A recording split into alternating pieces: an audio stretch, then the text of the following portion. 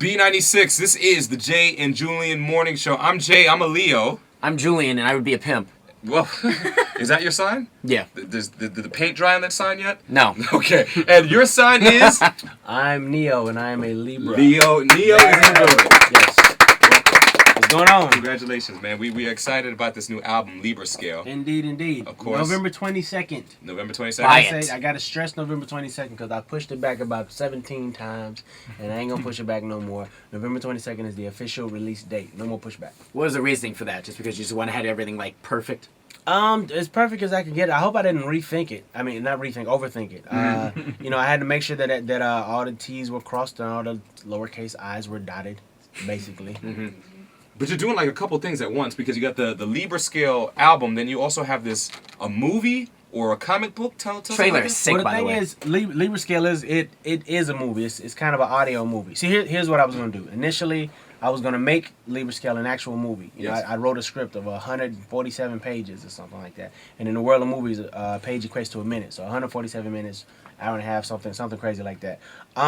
Took it to Def Jam. They loved the idea up front, but when I gave them the script and they went and had it priced, they basically said that I'd written a $40 million script and there was no way in hell $40 million. What made it so expensive? Was it just your taste of the Well, I mean, I've never written a script before, so I just wrote whatever I thought was cool. Like, yeah, it'd be cool if he punched the dude and he flew through this wall and then the Empire State Building fell down. Yeah, like I wrote it like that, and it was like, yeah, we're not doing that. But that's when you could get someone to kind of condense that, right? Well, that's what we try to do. But we can. I took the one that was 147 pages and busted it down to like 30 pages. Ew. And even that was like $7 million. So you could have. I don't know if you know, but I'm pretty talented in that respect. You could have called me. Well, had I had your number. Right. And he's short, so he's half the price. Right.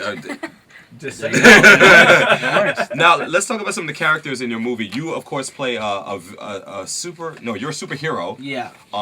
And the villain is Diamond Eyes. Diamond Eye is the villain. Yeah. She's also the love interest. Yeah. We're looking at her right now. I mean, I don't know how you could hate this girl. Well, you got to know the story, brother. You can definitely find a way.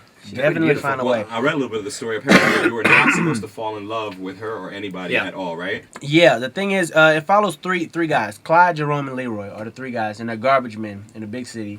And their thing is to sit around and talk about what it would be like to have money, power, fame, cars, clothes, women, the whole nine, right? So one night, they meet this guy whose name is Numinous. I don't have any pictures of him. But anyway, Numinous says to them, this money, power, and fame you guys have always wanted, I can make this happen for you on one condition. See, there's an evil on the way to this planet with the potential to destroy life as you know it. Mm-hmm. And I need somebody to combat this evil for me. So here's the deal. I give you these powers. You combat this evil for me, and in return, I will make sure that this money, power, and fame that you've always wanted, you have.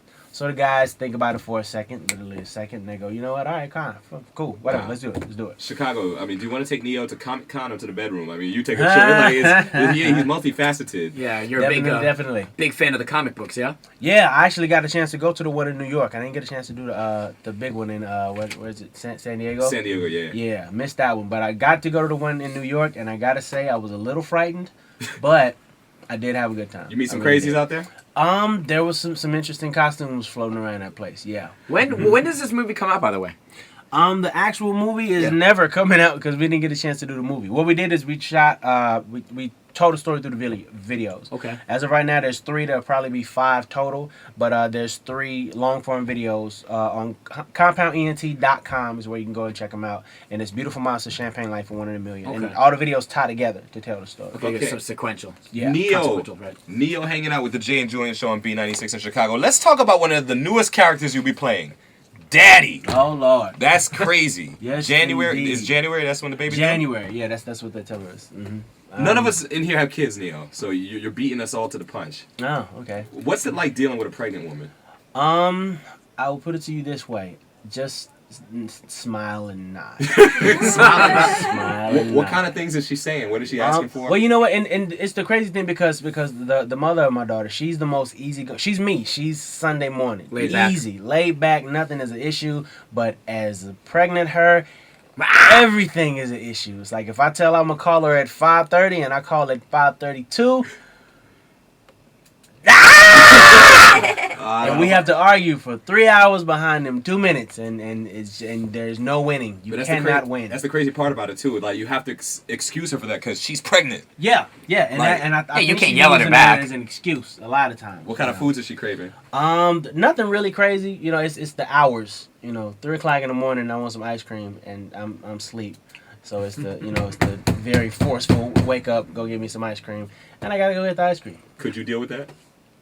Me? Yeah, could you deal with that? I can't really deal with myself. So I don't really know if I could handle that responsibility. So more, yeah. I mean, you can tell.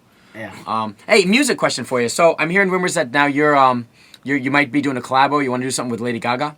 I spoke to her people about doing some stuff. Spoke to her a little while ago about doing some stuff, and I was trying to get it done for this album, but I'm pretty sure I don't got to tell y'all that Lady Gaga is a very, very busy person as of late. You know, she's just the hottest thing in music right now or something like that. So we didn't get a chance to get it done for this album, but we've talked about it a bunch of different times, and if schedule permits, we will definitely get in and do something. I think it'd be cool to just see what would come out of me and her getting in the studio trying to put something together. So it might be something to look forward to in the near future, maybe. Possibly. All right, so let me ask you another question. With when it comes to women, because you're a gentleman, obviously that's kind of your thing, if you will, and when it comes to a woman, how can they impress you? Because I would think that'd be pretty difficult.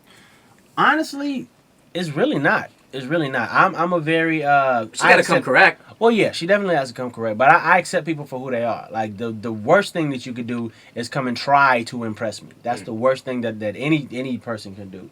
But as far as women, just be who you are. You know, I love a woman who loves to laugh. I like a woman who don't take herself so serious. You know, you don't need to put on a face full of makeup to go to 7-Eleven on the corner. Doesn't matter how she dresses. That does kind of matter a little bit. To a certain point. You know what? I like a woman that can be just as sexy in jeans and a t-shirt as she is in the the little cocktail dress or whatever the case may be. Because I feel like anybody can look good in the right makeup. Right. You get the right makeup artist to whoever, and she gonna look at least acceptable. Right. It takes a certain kind of woman to be able to wake up in the morning, wipe the little spackle out the corner of her eyes and still be fly. Like not everybody can do that. Find a girl in a tracksuit and she's still fly. There you go. That's See, nuts. for me personally, I think you're talking about like natural beauty. Yeah. Opposed to these women that wear caked on makeup. I get what you're saying. Exactly. I like that. That's more my thing. Not that I don't appreciate the caked on makeup because it looks good. Well, that's Jay's style. right. He kind of likes that. Yeah. I go more for Yeah. the natural beauty. I so. guess so. I'm all over that. I'm all over the music though, Neil. I've been following you since back in the first single, Stay. Love the way that you tell a story in all these songs. Appreciate it. Is it hard to write music like this? I mean, where every song seems like a story about Personal something? experiences? Is that based on that? Yeah, everything is personal. This is the first time that I've ever written an entire body of work behind a fictitious event. Like pretty much every song from the beginning of my career to now has been about either stuff that happened to me or stuff that happened to people close enough to me to tell the story. So this album is about clearly something that didn't happen. It's like I don't have superpowers. I'm not a garbage man, but it's interesting just in that I really didn't think that I could write anyway, but to write about things that I knew. Like for example, the song "Champagne Life." I went to Miami for a nice little stint of time and lived what I thought was the champagne life. We was going out every night, 50 to 100 bottles of champagne in a night, and they come out with the sparklers, and everybody looks at us.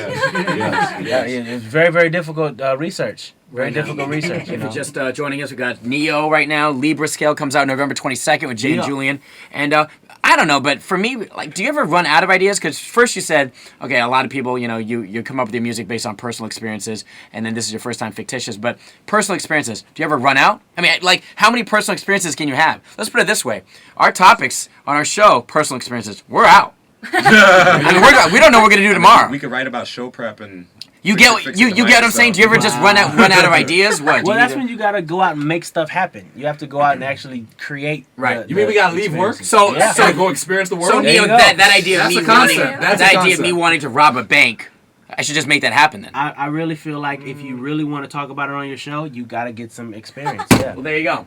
What are you doing tomorrow? I'm a target, bro. You can do that by yourself. Man. You haven't used your time. Okay? Listen, go get this album. I'm loving these singles. Beautiful Monster, Champagne Life, such a big song. One in a million. Love it. And we've been partying with this dude for the last couple of days in Chicago. Yeah. You throw a party like none other. Thank you, sir. All right? It is Neo kicking it with Jay and Julian. Yeah. Libra Scale, go cop that. November 22nd. Go get it legally. Please don't rob me because I got a baby on the way and shit. B96.